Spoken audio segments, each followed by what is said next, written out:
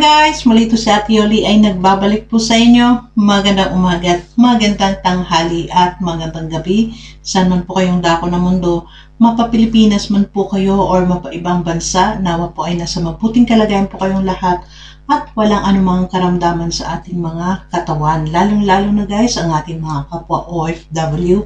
Mag-ingat po kayo kahit saan man bansa po kayo dahil may mga mahal po tayo sa buhay na naghihintay po sa atin sa Pilipinas. At syempre po sa ating mga mami, mga daddy, ate, kuya, tito, tita at lola, mag-ingat din po kayo dahil ang weather po natin sa Pilipinas ay paiba-iba na po. So, mag-ingat po tayo dahil maganda po ang palagi tayong nasa magandang buhay.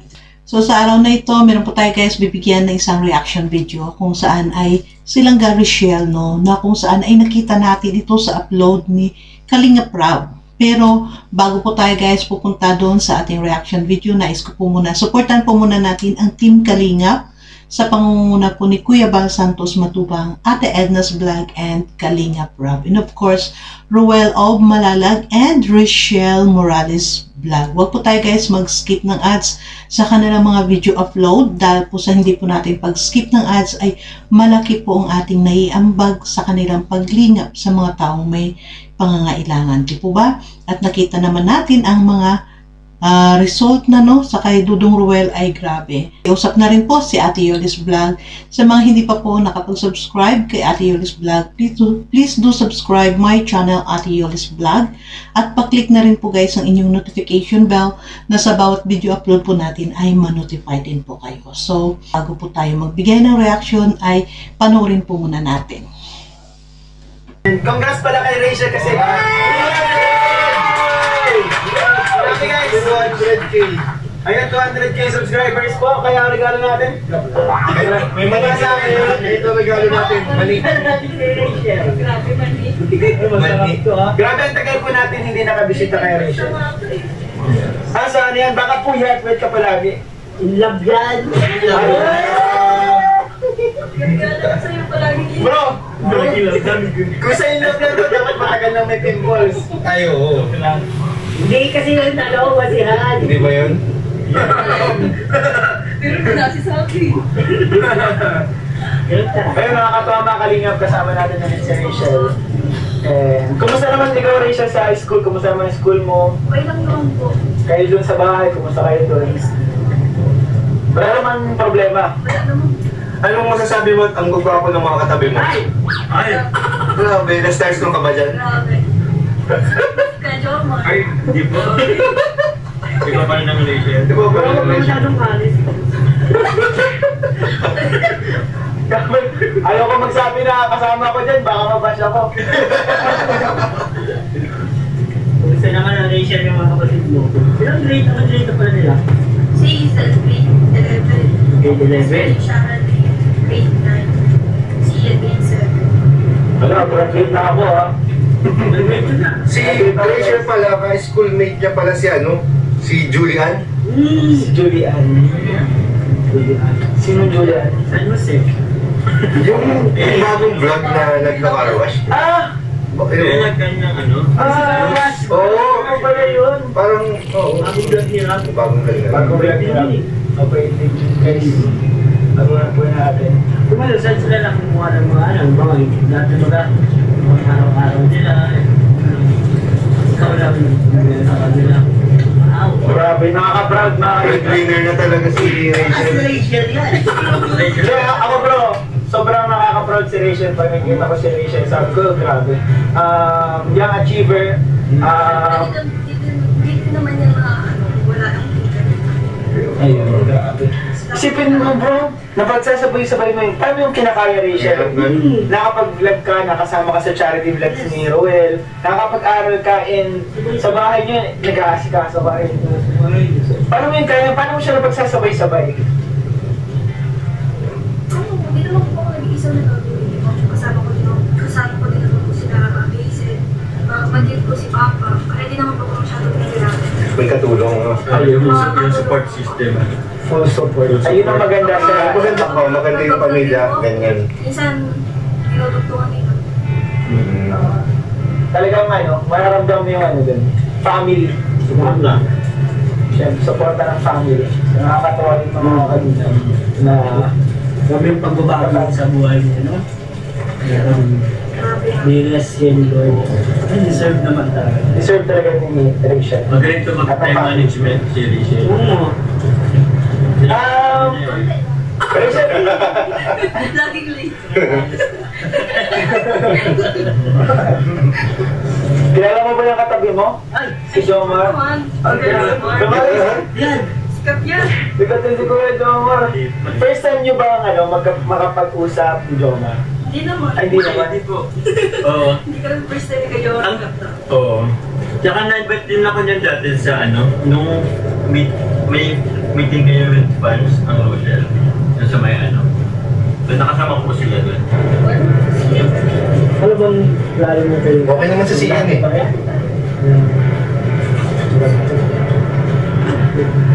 Engineer, maganda yan. Pwede pa lang pag may babae siguro, ikaw Oo, ikaw na ma-asikaso. Siyempre, ako plano. But friends, I'm Anong sinasabi mo, David? Hindi, kinakontrata ko na siya. Hindi, mag-civil engineer daw siya. Ang pagawa ko ng bahay. Si Rachel yung engineer. Ganda engineer Rachel. Engineer Morales. Wow! Uy! Hindi pa maganda. Grabe. Ano na yan? Ang tawag doon? Claim na natin. Claim na yan. Engineer Rachel. Matuba. Ayun. Rachel Morales Maltuba. Ano lang, kasi hanggang ngayon nakakalig pa rin. Nakakakilig pa rin. Nakakatawa yung dalawa kasi isipin mo, nagsimula yun sa biro-biro lang. Nagsimula, unexpected yung yung Rochelle talaga, unexpected yun. Kasi naman ko. Kumusta kayo? Kumusta naman si Roel? Rachel? Okay naman po. Kasi hindi na din namin masyadong Isip ko nakaka-busy. yung sa bago vlog. Isa na lang aling po kami nagpapag. Siya, Tatumpo ka na. Ay, hindi po. Dinamit ka ng issue. Magaling pa yung gumawa ng issue. Kuya David. Joke lang po rin. hindi kasi nito nakaraan, di ba may babae siya? Eh, kakaripon galing na ata, ayun mga kalingap, sobrang busy rin. Eh, buti naman nagkakaroon pa kayo ng time na magkasama, kahit pa paano. Mga sa isang week, ilang beses na lang. Isa naman lang pala yung Si si Rachel. starstruck ako kay Rachel. May event po sila sa school. Ang gara ng tingnan ni Rachel. Oo. Expensive. Ang pang-expensive.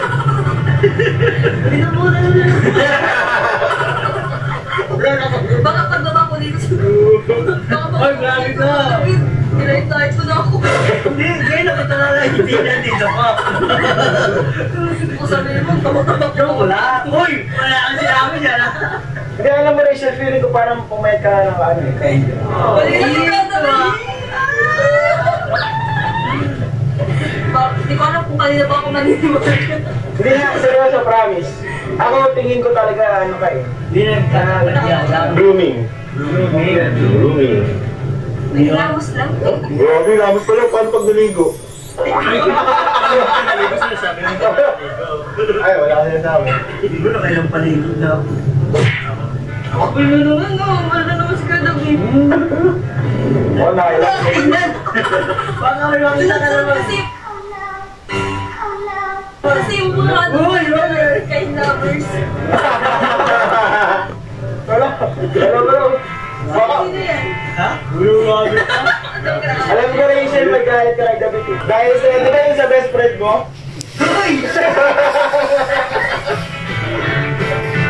Ay, di alam. Yung kaya best friend niya, no?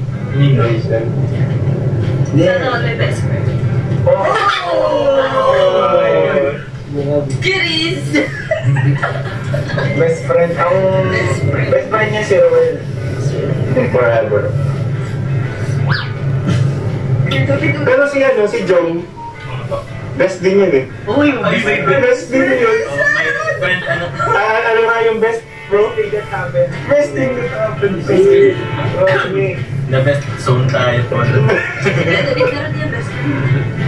Hindi yun best friend. Ang bilog ko kay... Ang...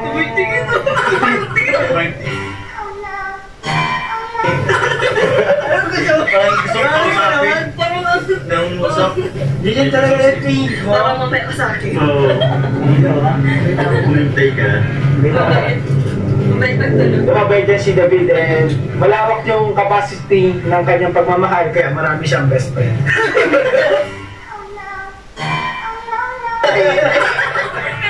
Kaya ba best friend ko? Sinabi ko. Ayan, oo.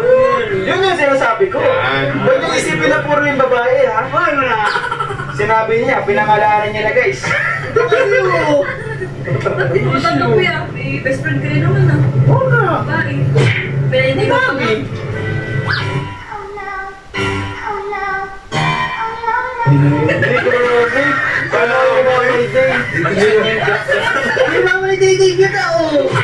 Grabe na hatsit si David. Si Atsit, akala ko si Rachel lang yung si Rachel. Grabe, naka-counter kayo ni Rachel. Nakabaliktad kayo ni Rachel ha. Galing-galing nyo naman yan. Kasi magaling talaga ano. Huwag nga mag-interview. May interview tayo, guys. Na-counter interview tayo, guys. Sino ba? So ayun mga kalingap, happy kami na nakasama namin muli ngayon si Rachel. Nakabanding namin kahit saglit lang ngayong araw. And ayun, nahatid pa natin siya sa school. And ayun po, sobrang thankful po kami sa lahat ng mga nagmamahal sa kay Rachel, sa Rochelle fans. Maraming salamat po sa inyo dahil patuloy po yung suporta kay Rachel. And ayun, maraming salamat po sa inyo lahat. And ikaw Rachel, ano masasabi mo sa Last ano? lahat ng mga sumusuporta sa iyo, kay Kalinga Prab, sa anong masasabi mo? Siyempre po, una na kasi naman po kay Kuya Vincent, dahil siyempre naka-scout sa amin. At siyempre kay Kuya Ram, na naka-discover sa amin, pinatayuan kami ng bahay. Tsaka sa programa po ni Kuya Val, maraming salamat po kasi napakaganda po ng programa ninyo. Kay Ate Edna, thank you so much po. Siyempre sa buong Team Kalinga, sa mga solid supporters, sa mga subscriber and viewers, maraming salamat po sa inyo. And siyempre sa mga sa patuloy po nagsusuporta, nakaka-appreciate na nagmamahal po sa amin. Salamat po sila. And ingat pa yung lagi, God bless. Yun. Salamat Rachel ha. Salamat po din kay Rachel. Siyempre, Rochelle fans, kasama niyo. Kasama na yun. Ang lahat. Hindi po ako nalilibig. Siyempre, kailang nga, maraming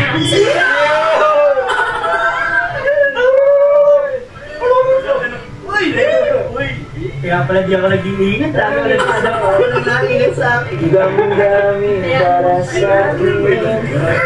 Hindi mo...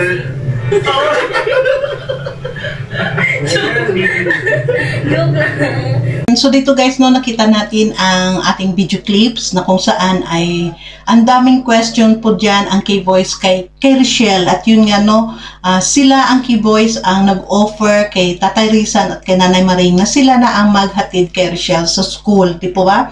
At dito, una nga nakita natin ay binati nila si Rochelle sa pagiging 200k subscriber at nakita na naman natin guys kung gaano sila kasaya at nakita natin na na-miss din talaga ng K-Boys si Rochelle makapanding. Dahil yun nga ay hindi po lingid sa atin, hindi po naitago sa atin na si Rochelle ay talagang malapit po sa mga K-Boys. Mabait po siya sa mga K-Boys nang siya ay binablog pa. Lalong-lalo na noon nang nagsushoot ng Rochelle, nagsushoot sila ni Ruel, di po ba? At yun nga guys, nakita natin naman sa ating video clips, no, na kinakumusta nga ni Kuya David ang mga kapatid niya, ayun, at sinabi din ni Rochelle na kasalukuyan kung anong mga ginagawa nila, anong mga grades na sila, at dito ay natanong din, no, ni Kuya David kay Rochelle kung kamusta na, sino ang nagano sa financial nila. At yun nga ay nasagot dito ni Rochelle na siya na talaga ang nagpipinas sa mga financial nga nila, di ba? Dahil kung naalala nyo, nang nagro-Rochelle pa no, nagbablog pa ng Rochelle si Kalinga Prab, doon yata sa part, ano ba yun?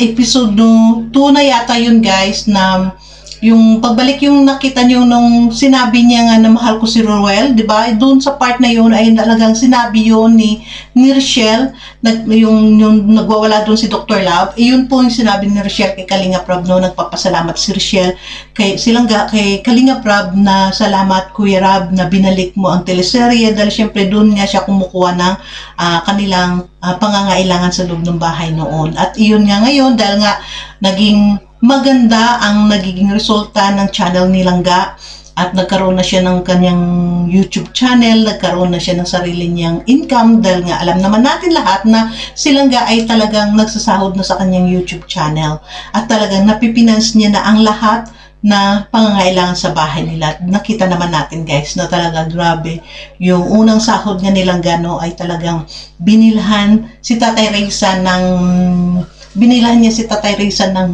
motor. At dito nakita natin ngayon dahil dito nga ay habang papunta na sila sa school ni Langga, no, para make abandon si Langga, ay grabe ang buong akala nila ay sila ang mahahatsit nila si Langga patungkol kay Roel na itatanong. Pero syempre, alam natin matalino silang gaano na alam niya sakyan ang lahat ng mga kwento dahil nakita natin na silang ay hindi po nahihiya sa kanila dahil close nga sila ni Langga, di ba?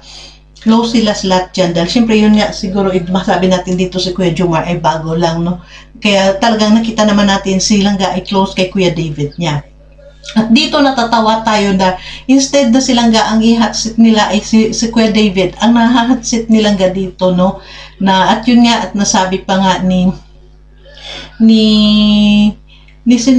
Kuya Jomar na grabe si Rochelle, ang taas na ng tingin, no, dahil syempre hindi na maaabot daw si Langga, no, dahil sa Langga hindi naman dahil syempre nakita nila yung pagbabago nakita naman natin lahat mula ng na-vlog si Langga ni Kuya Vincent niya at ni Kalinga Prab. Nakita naman natin kasalukuyan noon ng nagbablog sa Rochelle, nakita naman natin at hindi po yung nagiging close book kay Langga, hindi po niya tinago ang sitwasyon nila noon at nakita naman natin dyan guys, sobrang ganda niya, wala pa siyang makeup pero lumalabas talaga ang kagandahan niya at saka kahit ano na lamang yata itong ipadamit kay Rochelle, talagang alam niyang dalhin ang damit na sinusuot niya, no? Bagay sa kanya ang lahat ng damit at saka lalo na yung alahas na yan na galing sa Rabjack, na galing dun sa syempre binibinta ni Jack Tapia Matubang. Ang ganda, bagay na bagay niya yung alahas na yan, di ba? At syempre thank you sa sponsor na nagbigay dito kay Langga ng ganyan ng kwintas na ito, napakaganda. At dito natawa tayo dahil instead talagang alam ni Rochelle, sakyan si Kuya David niya na yun nga sabi niya may minamay-day ka pa nga, minay-day mo pa nga, no? Kaya natatawa yung best friend. Kaya doon na nila na nakita na sinabi nga nila na para sila ay talagang si Kuya Ian, si Kuya Ian niya, si Kalingap Ian, na doon niya nagtanong na paano mo Rochelle napagsabay, no? Paano mo Rochelle napagsabay ang pagbablog at pag-aaral mo tapos nakasama ka pa palagi minsan sa mga vlog ni Roel, paano mo yun napagsabay-sabay? At sa trabaho pa sa loob ng bahay. At yun nga sabi nilang na syempre sa loob ng bahay ay nagtulong-tulungan naman kami. Yung mga ginagawa niya na hindi niya matapos ay tinutuloy ng kanyang mga kapatid o kaya ni Tatay Reza. Yun po maganda yung may pagkakaisa sila sa loob ng bahay, di po ba? At napakaganda naman talaga ni Rochelle, no, magdala ng kanyang time management, di ba? Dito nakita natin talaga guys na one kalingap, one family, dahil nakita natin dyan silang talaga ay member talaga ng kalingap na, no? Na nakita nyo, instead, tuwang-tuwa dyan si Kuya David, no, dahil kay Rochelle, tuwang-tuwa sila na, syempre, ang nila, Rochelle Morales yan, dahil syempre si Rochelle ay viral at maraming supporters, di ba? At least sila ay tuwang-tuwa na napasama, kausap nila ngayon, parang talagang masabi natin silang ay talagang parang tunay na artista, di ba? Pero, pagdating naman sa kwento, sa salitan na artista, bakit tayo nagmahal sa kanila? Ang question question, bakit minahal si Langga at si Ruel ng mga tao ng masa? Kasi masabi ko lang, dahil nakita naman natin, last upload ko lamang yung naghingi ng sorry sila sa isa't isa dahil yun nga may kunting tampuhan, pero at least naayos nila. At dito maraming umiyak, maraming kinilig, umiyak, no? Kinilig at umiyak sa kanila. Ito ang reason, guys, kung bakit sila minahal ng tao. Bakit minahal? Bakit nga ba minahal si Rochelle ng mga tao? Bakit nga ba minahal ng mga tao ang Rochelle? Diba? Yun ang pinaka-question natin, guys. Kaya dito, bakit ko ginawa ito ng reaction, itong paghatid ni na Kuya David sa kanya sa school, dahil gusto ko pong ipakita dito na one kalingap, one family. Kaya wag po nating ibas si Ruel at si Rochelle dahil hindi po sila naiiba. Membro po sila ng kalingap, isang pamilya. Nakita nyo naman, hindi sila mga artista, mga tunay na tao sila, real na buhay nila yan. Wala po silang gap sa isa't isa. Di po ba? Nakita natin dyan. Kaya ito, guys, yun ang reason kung bakit ito binigyan ko. Pwede naman tayo mag-reaction dahil kahit nasa kay Kalingap Rab siya na video, pwede naman yata tayo mag-reaction kasi nakikita natin si Rochelle nandyan at si Rochelle lang naman ang nire-reaction na natin. Di po ba? Dito, balik tayo sa kwento ko. Bakit? Balik tayo, guys, sa question ko. Bakit si Rochelle at si Ruel, bakit ang Rochelle ay minahal ng masa?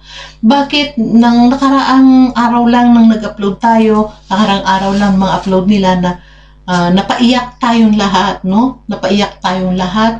Yes, aminin natin dahil ako, nang pinanood ko yun, na nag-sorry na nga, talaga grabe, mapasana all ka, no? Masabi natin na bakit nga ba minahal si Langga ng mga tao? Bakit ba minahal si Langga ng masa?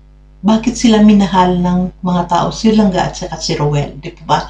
Dahil unang-una, bakit tayo napaluwa? Bakit nga ba napaluwa, napaiyak ang karamihan? Sa kanila mga simpleng upload, maraming umiyak kaagad. Dahil ito po ang rason. Si Rochelle at si Ruel, ito ay talagang real na buhay po nila ang pinag-uusapan natin.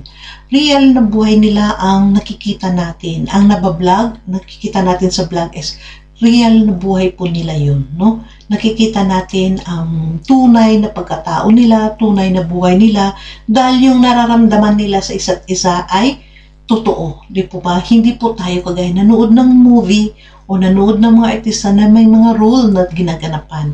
Ito kung bakit maraming nabihag, maraming nabighani dito sa Rochelle, no, sa kanila, dahil totoong buhay po ang ating pinapanood sa kanila. Totoong pagliligaw ni Ruel, totoong nararamdaman ni Ruel sa kanya. At nakita naman natin kung gaano si Dodong Ruel, no, kasi zero sa kanyang nararamdaman kay Rochelle. Dahil yun nga, sinabi niya na kahit walang kamera, ito po talaga ang kanya, totoo ang kanyang nararamdaman. At nakita naman natin, guys, no, sa mga kanilang pinapakita na vlog, lalo, siyempre nakita natin yung vlog na yan ay every time lang na pag nagkita silang dalawa sa mga live, nakita natin na totoong buhay po yun. Sa totoong buhay po tayo, totoong kwento ng buhay tayong nanonood. Kaya tayo, affected din tayo kung paano makita natin. Siyempre, pag nakita natin nasasaktan ang isa't isa sa kanila, ay tayo nanonood ay nasasaktan din. Nasasaktan nga tayo, di po ba? Siyempre masasaktan tayo dahil tayo nga ay nasasaktan nga sa mga artista lang pinapanood. Manood lang tayo ng movie ay nasasaktan tayo. What more sa kanila? Na yung pinapanood natin sa kanila ay totoong buhay nila. Totoong kwento nilang dalawa. Di po ba? Kaya sana ito ay munawaan po ng lahat na sana ay wala na magbabas dahil ito nga ang Team Kalingap ay isang kalingap, isang pamilya. No? Isang buong pamilya po dito. Pagmamahal. Ano bang paglingap? Pagkalingap. Di ba paglingap? Ang words na kalingap ay pag-aaruga, no? Nagmamahal sa tao.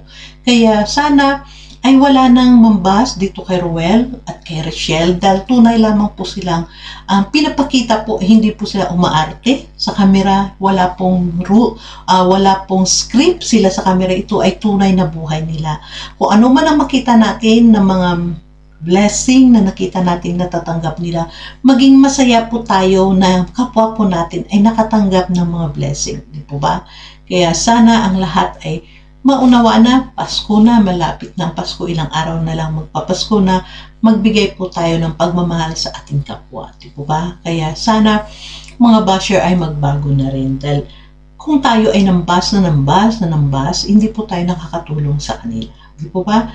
Kaya thank you so much guys sa muli sa aking pagtatapos ay muli ko pong masasabi sa mga kapwa ko OFW, mag-ingat po kayo kahit saan man bansa po kayo nagtatrabaho, mag-ingat po kayo dahil may mga mahal po kayo sa buhay na naghihintay po sa inyo sa Pilipinas. Di po ba? And thank you so much and God bless everyone. Bye.